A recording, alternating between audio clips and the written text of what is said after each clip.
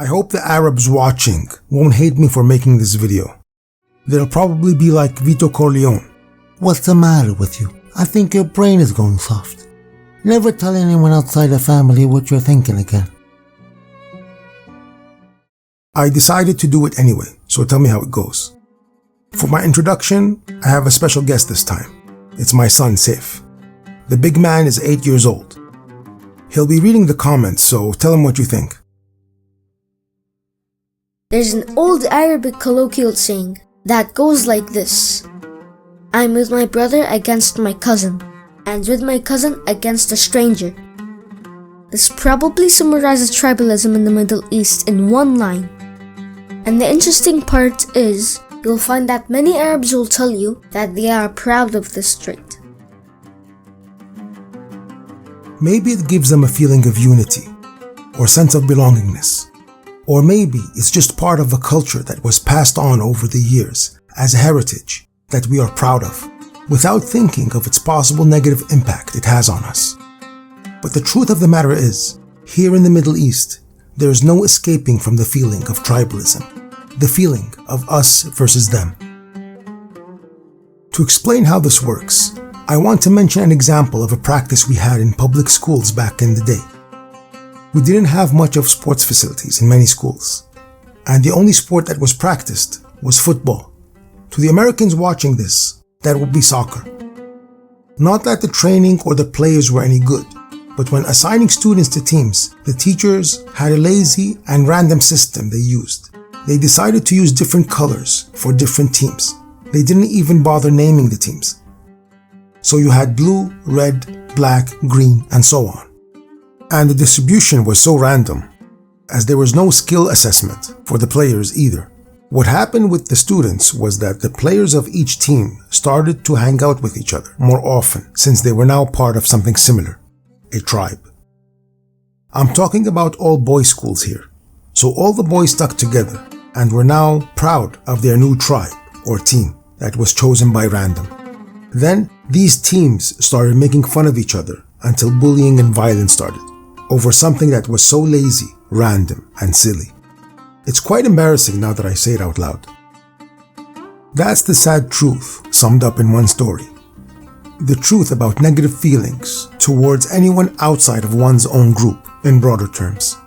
Yeah, whether it be a sports team, a political party like Democrats and Republicans in the West, or religion or sect.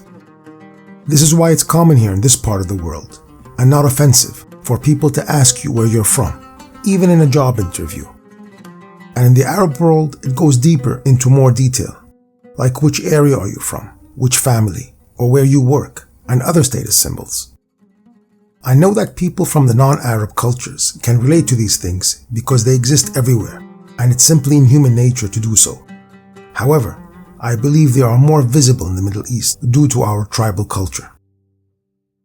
Ever since tribes were created, people did so, I believe, for two reasons: income and protection. It's funny how I think about the mafia when I say that. Maybe I've watched too many movies, or maybe it's because the mafia also operate in a hostile environment similar to those of tribes thousands of years ago. Or maybe both. We learned in school that when Islam came to the Middle East, it wanted to eliminate many bad tribal traits that involved prejudice and rivalry. I believe that eliminating these was what led to the Islamic Golden Age.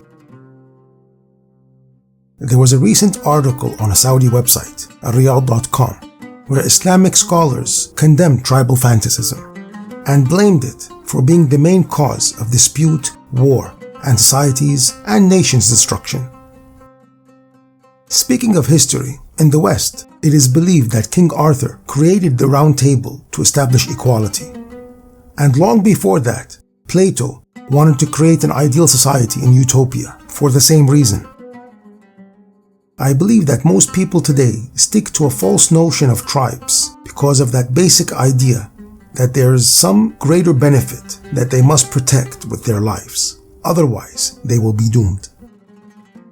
So what is the negative impact of all of this? I'm sure you will agree that looking at our differences rather than our similarities will set us apart more than bring us together, which will lead to more hatred and conflict. And many of us try to validate the fact that there is a danger to our tribe, as the opponents of our favorite sports team are truly our enemies, and that when our team loses a match, it's truly a tragedy. That's why Lionel Messi changing teams was a big deal all over the news and social media. Question: who else gained or lost, other than him or the team he was playing for? That's entertainment for you. It's very profitable. I mentioned prejudice and racism in my previous video. I also mentioned that I believe it functions differently in the Middle East. I believe that you'll hardly find Arabs who discriminate against someone because of the color of their skin, because we are a mixed race that come from all over and we understand this. Some of us look Caucasian, some of us look East Asian, and many of us, including myself, are mistaken for Latin Americans. And let's not forget our Afro-Arabs. It doesn't really matter what you look like, as much as where are you from, which tribe are you a part of. In relation to skin color, I want to admit that while growing up, I used to hear people imply that the lighter skin you were, the prettier you were. Because white is beautiful, and black was dark and less attractive. On a funny note, even black Arabs agreed. I remember being teased by my black friends, even today, for being a pretty boy, for having a lighter complexion than they do. Is that right or wrong? I don't know. It's reality though. I mentioned in another video that I witnessed the Year of Tolerance in 2019, where the United Arab Emirates passed a law against discrimination of all sorts. You can get a fine for up to $70,000 and up to 1 year in prison for name-calling. Yes, that's true. These are some measures the government took to make sure everyone behaves nicely. So yeah, you can get in big trouble for being rude.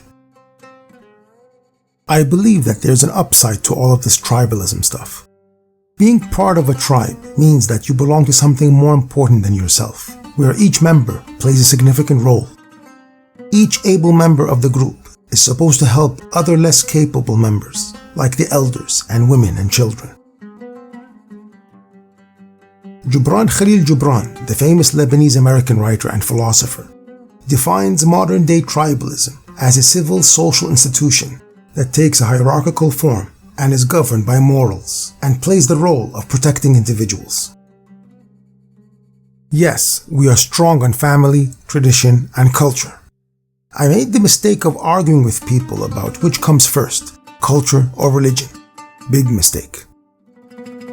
The truth of the matter is that tribalism exists all around the world in different forms, and different people throughout history try to omit the negative impact it has on us and make the best of its positives.